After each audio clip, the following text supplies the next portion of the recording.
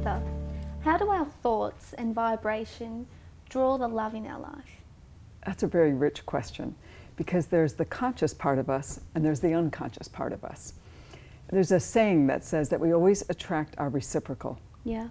So, and there's another saying that says like attracts like. Yeah. So in terms of our vibration, I love that question. I mean, vibration is, our energy, that which we give off. And so we can be very aware of some of our energy, and sometimes we're not aware, and that's the more unconscious giving off that we have. So that's the one thing. And the other aspect of love and what we attract is our ability to love ourselves. Because our ability to love ourselves will attract exactly the same ability to be loved by another. So when someone is perhaps single and they're looking for love, what are some processes that you would suggest that they could do to be more aware of their thoughts / vibration? Okay, well, what I would say to that, there's a couple things. One aspect is to make sure there's no unfinished business that needs still tending to. And there are two kinds of unfinished business. There's the unfinished business of the childhood, and there's the unfinished business of past love relationships. And so let me start with the unfinished business of the childhood. When we're children, we're so incredibly vulnerable. We're so dependent. And in that dependent relationship, we have needs that need to be met. We have needs that need to be met. And when we get those needs met, we believe that we're worthy of love. We believe that we can be loved by another. But when we don't get those needs met, we end up going into one extreme or the other extreme. One extreme is that we become often very needy, or the other extreme is we become very isolating and very shut down to any kind of intimacy, kind of like barring oneself and saying, it's not worth it, or I can do it by myself. Or the other is, everybody please love me and repair that which I did not get when I was young. So it's working along that spectrum and discovering where am I on that spectrum and looking at that and really asking oneself, is there any past influences that have interfered with my ability to love and to receive love? So that's the fundamental one, and that's big material. And as I've said to you once before, there's two ways we can go about that. One is the more coaching way, or a more therapeutic way, a more counseling way. And there are also so many books now, thank goodness, and so much online material about healing those parts of ourselves. So that's the first aspect. The second is unfinished business with any intimate relationships we've had. And what can happen is that sometimes we've not grieved properly. We've not grieved for any past relationships, and so then we're blocked, we're shut down in terms of letting love back in again.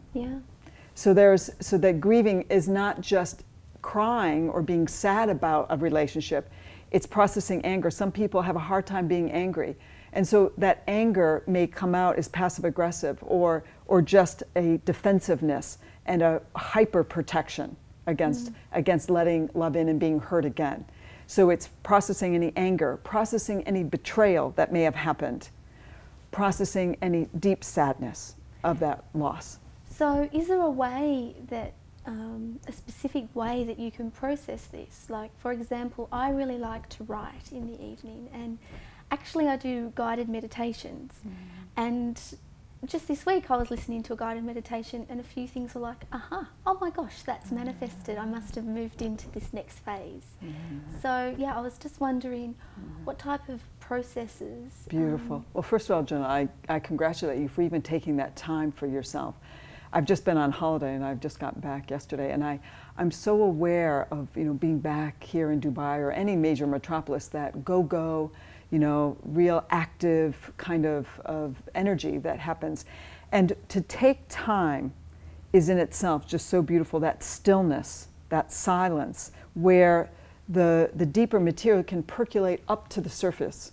So that in itself is so important, to just be and just listen to that more subtle, so that the volume, when we be and we're in silence and in stillness, the volume of that inner world goes up. Okay, so that's the first thing. So bravo, The second thing is that, yes, in terms of different, each person has their personality and their idiosyncrasies. So some people are more physically oriented. So some people might wanting to go for a run, to swim, to cycle, to work out. And a lot of time now that, we have these wonderful MP3 players and, so putting on music that puts them into that more deeper state of consciousness so they can access the deeper material. So that's one way, physical. Some people are more mental, and that can be the writing. So it's kind of, it covers both really, the mental and emotional. Can be writing, it can be playing an instrument, a musical instrument, or listening to very evocative music. And dancing as well, right? Dancing, walking, dancing, free dancing, absolutely. So all these ways, but the most important thing, I think you've just said it yourself, I love to hear that in the evening you like to write. The fact that you even take that time to do that is so beautiful and so self-loving. Yeah. I've done it. I read a book that my sister gave me called The Artist's Way by Julia Cameron. I know it. When I was 23. And so I've always done, well, I do my evening pages. Some people do morning pages. But one of my friends recently said to me, oh, I'm just, I'm getting all my meditation right, but I don't really want to go out into the world because I want to keep, connected. Can you just talk about, when you meditate or you get your mindset right where you think it is right, how it is okay to go out in the world and how your vibration does attract Absolutely. That's a beautiful question. And because you can overthink it. You can, and I've known a lot of people actually, I've had this conversation with quite a few people. This is very familiar to me, this kind of comment. And what I would say to that, there's a comment, there's a quality in psychology we call the shadow work or getting to know your shadow, which is basically your dark side or those things that we have two kinds of shadows. We have the parts that we don't like about ourselves or the parts that we are actually good at or shine in, but we don't value them or we don't acknowledge them. So that can also be a shadow aspect of ourselves, our positive attributes. So when you're saying that, so a lot of times when we're out in public, we get triggered.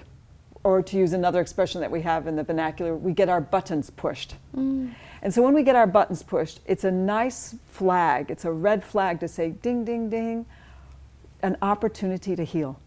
An opportunity to heal. So whether that's out in the world or that's with an intimate partner, my button is getting pushed, I'm getting reactive, I'm having strong feelings come up, I'm getting deranged or I'm getting bothered in my meditative practice. I'm no longer in my center. So what do? I shouldn't go out into the world. Yes, in fact, on the contrary, go in and use this as an opportunity. And there's a beautiful concept that somebody very dear to me, he's been a teacher and a friend, his name is Tab Sparks, and he came up with this concept of the yoga of the cross. And the idea of that is that when something in the outer world, or so if we have a cross, we have the vertical axis and the horizontal axis. So in the horizontal axis are the people or the places or the things or the weather or anything around us that is on the outside of us. And the vertical axis is more the kind of the conscious mind and the dropping down or the higher consciousness. Now the idea of the yoga of the cross is that when something on the outside is triggering me, I take it in, I listen to it, and I drop. And I go inward and say, is this familiar? Have I lived this before? Have I felt this before? Is there any other situation where I've lived this before? And then you offer it up, and then literally offer it up. And when we say up, it's the idea of offering it to something higher than ourselves, to a more elevated consciousness of who we really are, more what we call the higher self or the super soul, or we have different concepts to name that part of us that is beyond our ego. So when we're triggered, and so that to me is true meditation, is taking that, but having that tool, and that yoga of the cross is something I really, really like. Yeah. So sometimes fear can stop us for wanting to go out into the world, but because we're worried that we might not find the love of our life on a date or at a social gathering, but sometimes finding the courage to go anyway, that's when, we can manifest, like good things can happen as well. Definitely, definitely. I love this, there's a teaching, it's called A Course in Miracles, and it says there are no neutral thoughts. Every thought is either coming from a place of fear or a place of trust or love, or love. And so it's that idea of how can I reframe it? I love that idea. How can I reframe that thought? I'm having this fear of, oh, I'm unattractive, or oh, I'm not going to find anybody that's on my wavelength. And what would it mean to just so change my thought to a trusting thought? I'm going to find exactly the person who's on my same wavelength when the time is right. Yeah. So for women looking for love, watching this show, or men, what are 3 things that they could just do this week to allow that to come in? Do you know, well, one is, this whole beautiful idea of the law of attraction.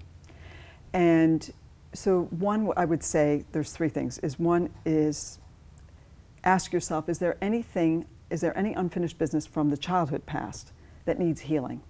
And just saying that, and just naming it, and then offering it up. Just saying, okay, for example, I have a big wound around abandonment, or I have a big wound around betrayal.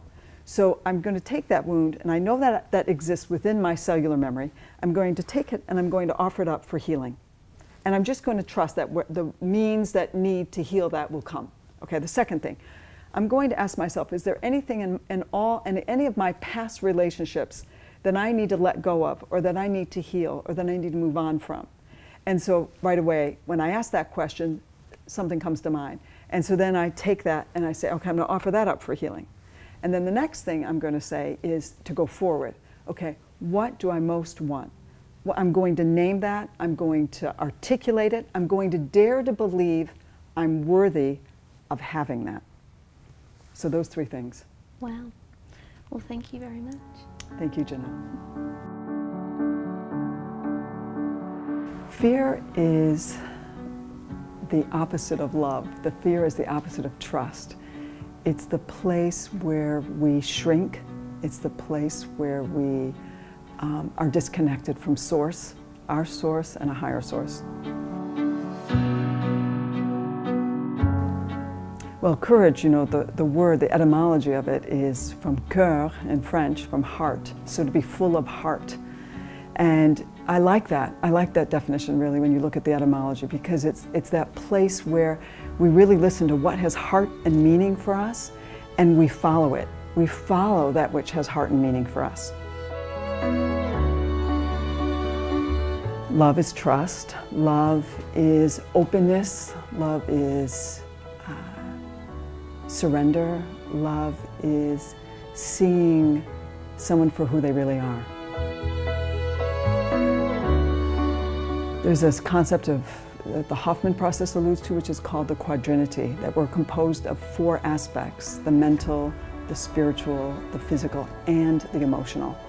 And it's just as much a part of us as our intellect or our physical body. And so if we ignore the emotional, if we ignore our feelings, which of course comprises that emotional part of ourselves, we're going to be imbalanced, and we're going to be disconnected from actually our truth. The truth really is held in our feelings.